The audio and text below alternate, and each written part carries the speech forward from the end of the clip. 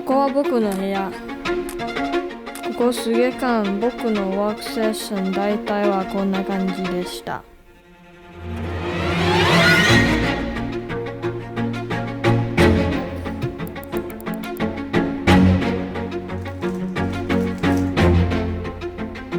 あ、また気が散ってしまった。それ本当に何がしなければなりませんですね。そして残念なことは僕の頭の中もいつも散らかっている。その結果こんな毎日を送ることになる。俺の人生めちゃくちゃだから俺今日は全部を変わります。Your environment can either make or break your day. A messy environment makes it hard to work with a clear mind and easier to procrastinate and do stuff. A clean environment does the opposite, lowering your stress levels and increasing your pride in your living space. But before we start fixing anything, we got to do a reset. Like I mentioned in this video, it's a lot easier to work with a clean slate. You can build things from the ground up without having to worry about working around the things you have now. いらないのものを捨てる。兄弟が必要なものをあげる。そして自分にとって何が必要のか何が欲しいのかを明確にする。For me, as of now, my priorities are YouTube, sports and health, and family. Secondary school is over for me anyway, so this is all I really need and want. これはお母さんの手作りのものです。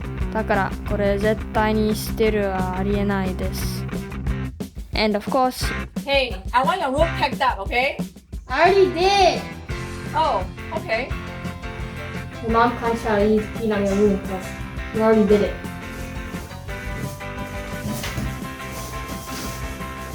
That's not mine.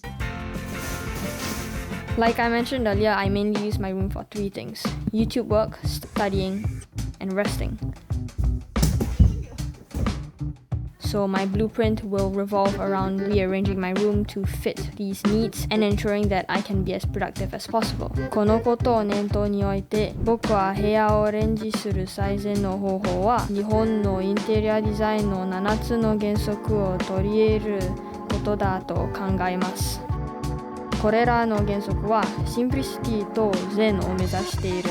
Achieving feng shui is the other objective I have in mind for this rearranging, and so there are certain things to take note of. The command position, bathroom door, and clutter. The command position, simply put, is the part of the room furthest from the door where you can see everything within the room without being in line of the door. Given that I'm redesigning my environment for maximum productivity, the command position is ideally where I'll be doing my work. According to feng shui experts, the bathroom door should always be shut to prevent wealth from being flushed away. But really, I think the key is just hygiene. Lastly, to ensure energy flows well, you want to declutter as well so that there is no still energy. As for the Japanese principles, they consist of kanso, fukinsei, shizen, shibumi, yugen,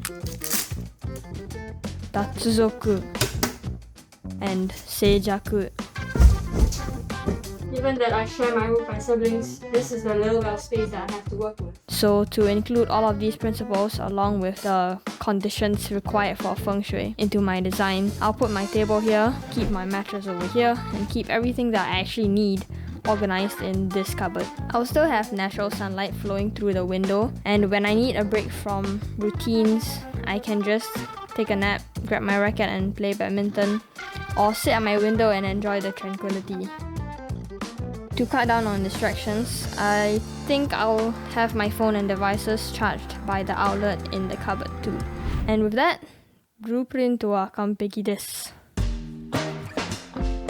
For the last part, I put everything together, obviously. And whilst I'm doing that, if you're still wondering why I'm even doing this whole rearranging thing, let me explain. I believe that the first step to fixing anything about your life will always be to fix your environment. Make it such that your environment serves your needs and helps you to achieve what you want to do more than distract you, which is what my environment has been doing the past few months. If your environment is a mess, you will be living in a mess, so of course your life will be a mess. Your environment affects your mood, productivity, stress levels, and a lot more. So the more cluttered the space is, the more confined you feel. And the less orderly the place is, the less clearly you can think and the harder it is for you to focus. It's kind of like that saying, you are the average of the 5 people you spend the most time with. Just that instead of people, the thing affecting you is your living space. The best example I can think of this is during my national exams, which just ended last week. During my national exams, my room was extremely cluttered, and in a way it reflected my state of mind, since I've never been so nervous about exams before. But more than anything, it made it harder for me to focus on what needed to be done, because within arm's reach was a Rubik's Cube on my phone that would distract me from studying, and there were tons of other stuff that was demanding my attention as well.